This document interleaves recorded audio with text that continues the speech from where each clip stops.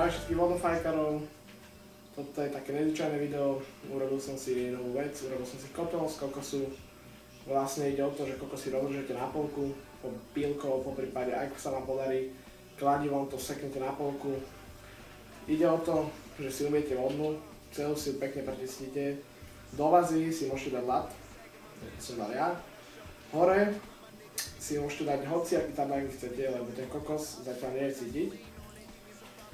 Ja som tam dal osobne, ako môžete vidieť, L-váhu broskyňu, L-faker, metu a L-faker, hrozno som tam dal. Zobralo to dosť veľa tabaku, mohlo to byť aj okolo 50 gramov. Celé som to podal volamixom čistým, lebo keď už sú tam 3 chute, tak nebudem tam dávať nejakú čerešňu alebo tak, aby to nezmenilo chuť. Zatiaľ chuť je veľmi dobrá.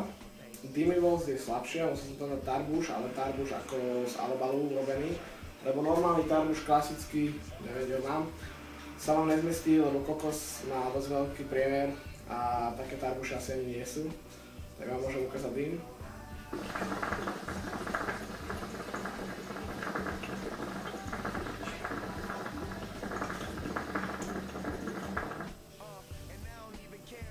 Taký poslabší, ale chuť je fakt dokonaná.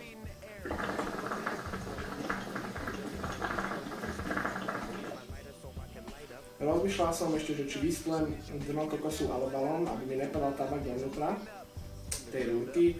Nevyslal som to, lebo vtedy ide ešte slabší dym, keď máte alobal dole, aspoň mňa osobne. Ale nezapcháva sa to zatiaľ, fajčí to 10 minút a je to veľmi dobré.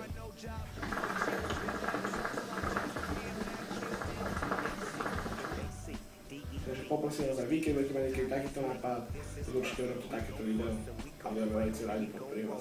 So what, we get drunk, so what, we smoke weed, we're just having fun, we don't care who sees. So what, we go out, that's how it's supposed to be.